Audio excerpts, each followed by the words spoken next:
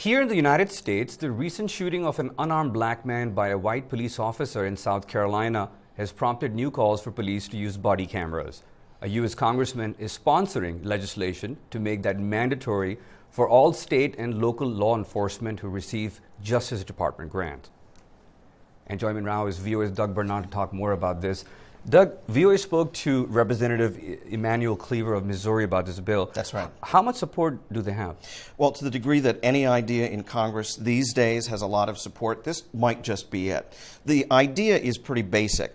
They're looking for ways. Emanuel Cleaver, representative, a Democrat of Missouri, along with Senator Rand Paul, Republican of Kentucky, also presidential candidate, are looking to find money to fund the use of body cameras, these devices that police wear that record audio and video that can be switched on and off.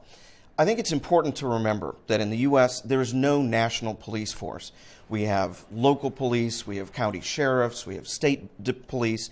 So there are thousands and thousands of jurisdictions. So keeping track of who gets shot and under what circumstances has been very difficult. So the idea is that if police start wearing these cameras, that might lessen the incidence of shootings such as this. Will they be on all the time? What if they forget to turn it on? They can be switched on, they can be switched off, and configured to automatically come on or turn off. It all depends on the configuration that the police department wants to use. All right.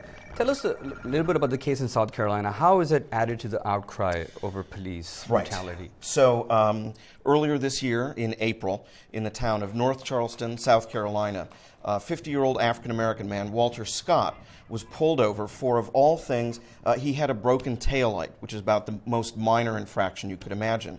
Now, we don't know what happened, but a confrontation ensued with police officer Michael Slager.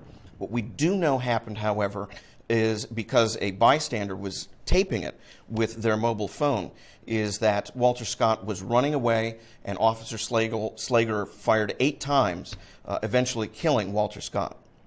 Some police are already using these cameras. How's been their feedback? The feedback has been mixed. I think police initially are reluctant, perhaps, to use them. Remember, these people are in very often dangerous situations. So anything that changes the way that the police and the public interact with each other, I think, is regarded with some reluctance. There are some police departments and police officials, after using them, that say, you know what, we do agree. These do seem to lessen hostile encounters between the police and public, and therefore shootings, unjustified shootings. And so, they get a mixed reaction.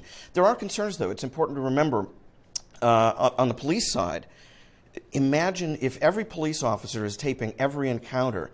You're talking terabytes and terabytes of data.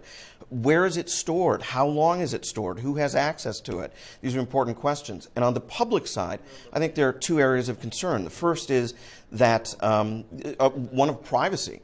I mean, if I'm a police officer, well, they're being recorded, but you're also recording me, and maybe I don't want to be recorded. The other thing I think is a larger concern, this is for everybody. We see video and we think we know what we're seeing. But I've seen a number of these shots. The cameras move, they jiggle, there's all kinds of noise.